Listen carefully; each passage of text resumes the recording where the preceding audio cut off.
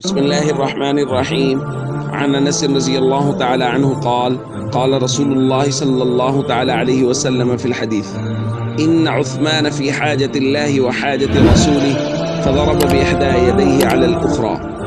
رواه الترمذی۔ نبی کریم صلی اللہ علیہ وسلم نے ارشاد فرمایا، بے شک عثمان اللہ اور اس کے رسول کے کام گئے ہوئے ہیں، تو رسول اللہ صلی اللہ علیہ وسلم نے اپنے ایک ہاتھ کو دوسرے ہاتھ پر رکھا، اور دوسری روایت میں تفصیل ہے، فرمایا ہذہ ید عثمان، ایک ہاتھ دوسرے ہاتھ پر رکھ کے ارشاد فرمایا یہ اوپر والا ہاتھ عثمان کا ہاتھ ہے، وہذہ لعثمان، اور فرمایا کہ یہ جو میں بیعت کر رہا ہوں اپنے ایک ہاتھ کے ذریعے سے اپنے ہی دوسرے ہاتھ پر، یہ عثمان غنی رضی اللہ تعالیٰ عنہ کی طرف سے بیعت ہے۔ دوستو، صلح حدیبیہ کے موقع پر جب بیعت رضوان ہوئی، اس وقت حضرت عثمان غنی رضی اللہ تعالیٰ عنہ نبی کریم صلی اللہ علیہ وسلم کے سفیر بن کے مکہ مکرمہ گئے ہوئے تھے۔ اسی دوران بیعت رضوان ہوئی تو نبی کریم صلی اللہ علیہ وسلم نے اپنے ایک ہاتھ کو حضرت عثمان کا ہاتھ قرار دیا اور اپنے ہی ہاتھ پر رکھ کے بیعت کی، اور فرمایا یہ عثمان غنی رضی اللہ تعالیٰ عنہ کی طرف سے بیعت ہے۔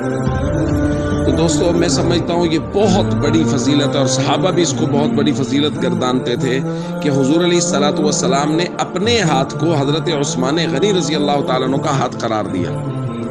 اور دوسرا وصف جو حضرت عثمان غنی رضی اللہ تعالیٰ عنہ میں بہت زیادہ معروف اور عام ہے، وہ ہے حیا۔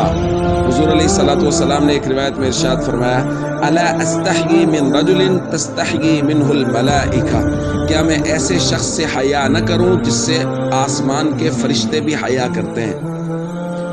تو وہ پوری تفصیلی روایت ہے کہ حضور علیہ الصلوۃ والسلام بیٹھے تھے اور پنڈلی مبارک سے کچھ کپڑا ہٹا ہوا تھا، تو حضرت ابوبکر نے اجازت مانگی تو اجازت مل گئی، حضرت عمر نے اجازت مانگی تو اجازت مل گئی، پھر حضرت عثمان غنی رضی اللہ تعالیٰ عنہ نے جب اجازت مانگی تو حضور علیہ الصلوۃ والسلام نے فرمایا ابھی رکو، کپڑا درست کیا، پھر اجازت دی، حضرت عثمان غنی تشریف لائے، بات چیت ہوئی، پھر جب وہ واپس چلے گئے تو سیدہ عائشہ رضی اللہ تعالیٰ عنہ نے پوچھا، یا رسول اللہ، پہلے بھی تو صحابہ آئے اور آپ نے ان کو اجازت دے دی، لیکن عثمان غنی رضی اللہ تعالیٰ عنہ کے آنے پر ہی یہ خاص اہتمام کیوں؟ تو اس وقت حضور نے یہ جملہ ارشاد فرمایا کہ کیا میں ایسے شخص سے حیا نہ کروں جس سے اللہ کے فرشتے حیا کرتے ہیں؟ تو دوستو، ہمیں صحابہ سے بہت محبت رکھنی چاہیے،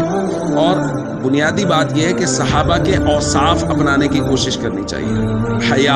اپنی نظروں میں، اپنے بولنے میں، اپنے سننے میں حیا پیدا کرنا چاہیے کہ ہماری نظر غیر محرم پہ نہ اٹھے، کسی کی بہو بیٹی پہ نظر اٹھانے سے پہلے یہ سوچ لیں کہ ہمارے گھروں کے اندر بھی بیٹیاں اور بہنیں ہیں۔ السلام علیکم ورحمۃ اللہ وبرکاتہ۔